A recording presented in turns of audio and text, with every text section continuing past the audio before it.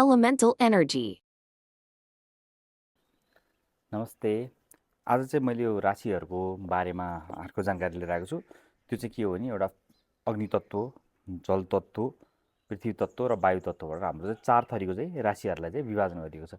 अब यो राशिहरू चाहिँ चन्द्र राशि जस्तो राशि होइन। यो चाहिँ कस्तो त मेष राशि भनेको कस्तो राशि हो, वृश्चिक राशि भनेको कस्तो राशि हो, त्यसको बारेमा मात्र छ है।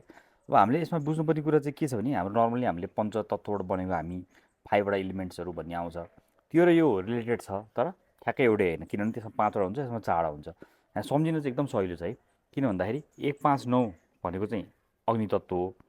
अनि पृथ्वी तत्त्व भनेको 2, 6, 10 हो भनेपछि एक एकवटाको के छ छोडेर भएको छ क्या। 4 वटाको लागि ग्रुपिङ चाहिँ टेबल बनायो भने चाहिँ राशिहरू सम्झिनु भएको छ भने, कन्ठ पार्नु भएको छ भने, यसरी औँलाको भागमा 4 वटा गर्नु भएको छ भने मेष राशि यहाँ पर्छ भनेदेखि सिंह राशि यहाँ पर्दछ है। 4 वटा पछिको राशि ठ्याक्कै मिल्छ भनेको 1, 5, 9 अग्नि तत्त्व राशि भयो। पृथ्वी तत्त्वमा 2, 6, 10 भयो। आकाश तत्त्वमा आकाश भन्दा नि वायु तत्त्व हो, आकाश चाहिँ नभन झुकिन्छ है अलिकति।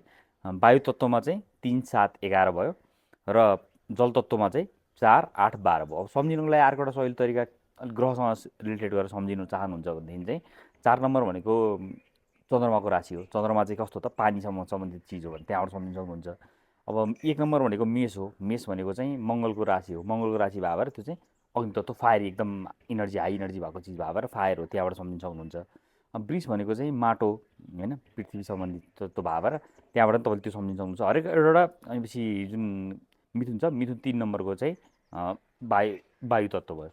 त्यही भएर त्यसरी त्यो 3टालाई 4वटालाई रिङ गराउनु भयो भने पनि यो सम्झिन सजिलो हुन्छ। तर यो चिज चाहिँ कन्ठ पार्नु एकदम जरुरी छ। एउटा तपाईँ ज्योतिष हुन चाहनुहुन्छ वा कुनै पनि फलादेश गर्न चाहनुहुन्छ भने पनि यो चाहिँ के हो त एकदम महत्त्वपूर्ण चिज हो। यसले धेरै कुराहरू चाहिँ यससँग रिलेटेड भएर पछि फलादेश गर्दाखेरि चाहिँ यसको काम लाग्न सक्छ है हजुरहरूलाई। अब यसले चाहिँ हाम्रो सिजनहरू पनि जनाउँछ। तातो अब तपाईँ अहिले जाडो महिना छ, अनि पछि गर्मी महिना आउँछ। गर्मी महिना हुँदै पनि पानी पनि पर्छ, गर्मी पनि हुन्छ भनेको दुईवटा मिश्रित खालको एउटा मौसम आउँछ नि। त्यही भएर यसले चाहिँ मौसमलाई पनि रिप्रेजेन्ट गर्छ है। तपाईँ अब म एउटा टेबल छ, यो टेबल हेर्नुभयो भने के बुझ्नुहुन्छ भन्दाखेरि आगोमा चाहिँ तपाईँले हावा दिनुभयो भने के हुन्छ, आगो झन्झन तन्किन्छ भनेको हट हुन्छ, निकै तातो भएर आउँछ। तर आगोमा तपाईँले पृथ्वीमा राख्नुभयो भने के हुन्छ, जमिन सुक्खा भएर जान्छ। र आगो तपाईँले पानीमा राख्नुभयो भने फैलाउँछ, चिसो हुन्छ भन्छ होइन। त्यही भएर हामीले चाहिँ यो ट्रायङ्गलको कनेक्सन हेर्ने हो भने एयर र फायरले के दिन्छ, हट दिन्छ। फायर र अर्थले के दिन्छ, ड्राई दिन्छ। एयर र वाटरले के दिन्छ, वेट दिन्छ। भने त्यस्तै गरी वाटर र अर्थले के दिन्छ, कोल्ड दिन्छ। त्यसरी यो इलिमेन्ट्सहरूको इनर्जीहरू कसरी च्यानलाइज हुन्छ, कसरी कसको दुश्मन को हुन्छ, कसले कस्तो खालको इनर्जीलाई प्रस्फुटन गर्छ, कस्तो मौसमलाई रिप्रेजेन्ट गर्छ, सबै चिज यसमा चाहिँ धेरै कुराहरू हेर्न मिल्छ है। त्यही भएर ज्योतिषशास्त्रमा यो महत्त्वपूर्ण छ।